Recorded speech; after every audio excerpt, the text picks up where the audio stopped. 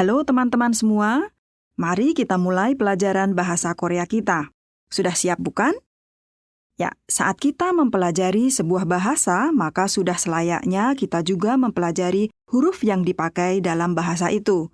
Demikian juga saat kita belajar bahasa Korea, kita juga wajib mempelajari huruf yang dipakai dalam bahasa Korea. Huruf apakah yang dipakai untuk menuliskan bahasa Korea?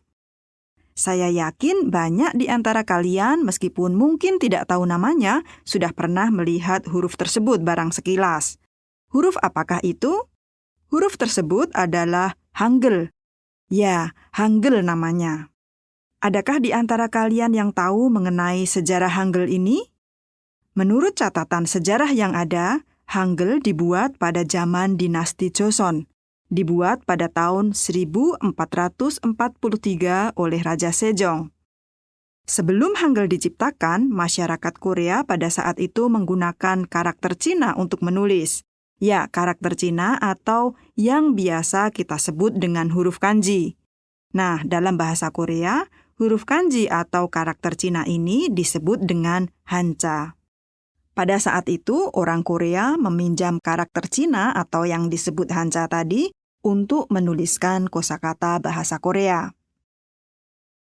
Namun demikian, bagi orang Korea, kanji atau karakter Cina ini tidak mudah. Oleh karenanya, tidak heran jika rakyat jelata tidak bisa menguasainya. Dengan kata lain, pada waktu itu hanya kalangan tertentu saja yang bisa menggunakan karakter Cina atau Hanja ini. Karena alasan itulah, maka Raja Sejong menciptakan huruf Hangul, huruf yang jauh lebih mudah dibandingkan dengan karakter Cina. Nah, karena lebih mudah, maka seluruh lapisan masyarakat bisa menggunakannya. Sejak saat itulah Hangul digunakan untuk menuliskan bahasa Korea. Sama seperti huruf-huruf pada umumnya, Hangul juga terdiri dari vokal dan konsonan. Tahukah kalian bagaimanakah huruf atau bentuk vokal dalam Hangul dibuat? Jika kita perhatikan dengan baik, huruf-huruf Hangul mengandung 3 unsur penting. Ya, ada 3 unsur yang mendasari pembentukan huruf vokal ini, yaitu garis pendek, garis vertikal, dan garis horizontal. Pada awalnya, garis pendek ini berupa titik. Ya, sebuah titik. Namun seiring berjalannya waktu, titik ini akhirnya ditulis menjadi sebuah garis pendek. Titik atau bentuk awal dari garis pendek ini melambangkan langit.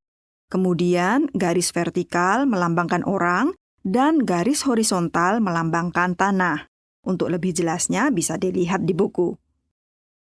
8 bentuk huruf vokal dasar, yaitu A, Ya, O, Yo, O, Yo, U, Yu, dibuat dengan menggabungkan ketiga unsur tadi, unsur langit, orang, dan tanah.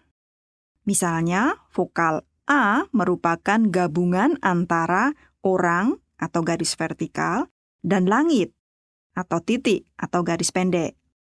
Menuliskan garis vertikal di sebelah kiri dan kemudian menambahkan titik atau garis pendek di sebelah kanannya.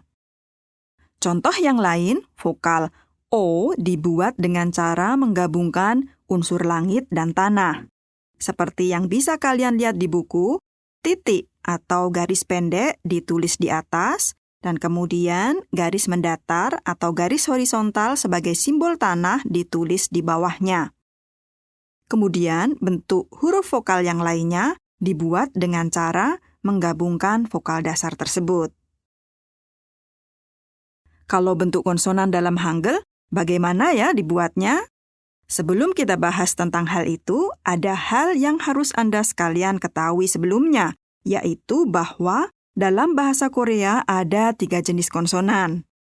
Yang pertama adalah konsonan dasar yang terdiri dari 5 huruf atau 5 jenis.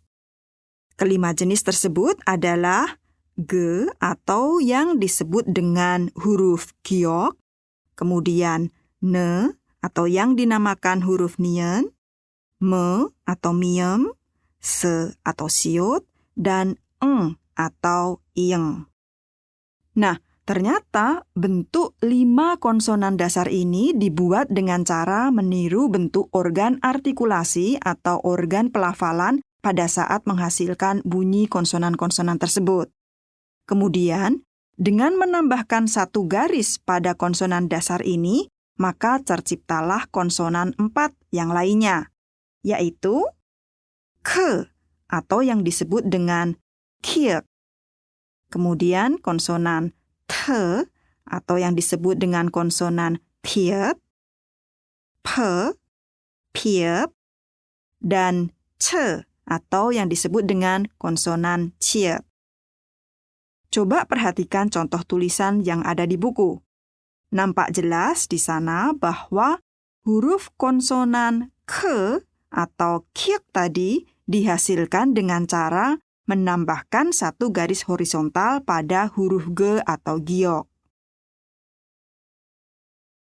Konsonan k, t, p, dan c ini dilafalkan dengan lebih kuat daripada konsonan dasar tadi.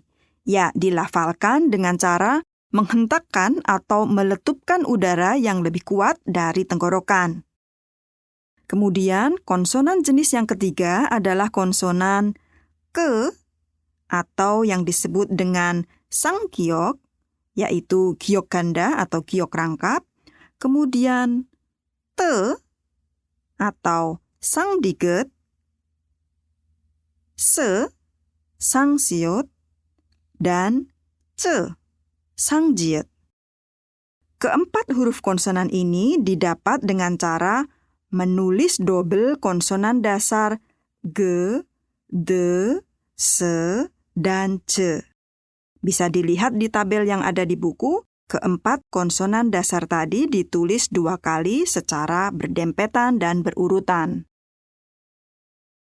Nah, setelah Anda sekalian mengetahui bentuk huruf vokal dan konsonan dalam Hangul, pertanyaan selanjutnya adalah bagaimana cara menuliskannya? Huruf vokal dan konsonan dalam Hangul tidak bisa berdiri sendiri. Huruf vokal dan konsonan selalu digunakan secara bersama-sama membentuk sebuah suku kata. Rekan-rekan sekalian, selanjutnya saya akan menjelaskan tentang 4 variasi atau 4 jenis suku kata dalam penulisan Hangul. Sebaiknya Anda mendengarkan penjelasan ini sambil melihat ilustrasi di buku bagaimana cara menyusun suku kata dalam Hangul. Apakah Anda sudah membukanya? Baik, saya lanjutkan ya. Jenis suku kata yang pertama adalah suku kata yang hanya terdiri dari vokal saja. Di buku tersebut ditulis dengan huruf V saja. Ya, V maksudnya adalah vokal. Meskipun dikatakan hanya terdiri dari 1 vokal saja, namun dalam penulisannya, vokal tadi disertai dengan tanda lingkaran atau bulatan di depannya. Contoh kosakata untuk jenis suku kata ini adalah A dan O. Kita lihat dalam penulisannya di sebelah kiri vokal A dan di sebelah atas vokal O terdapat lingkaran atau bulatan.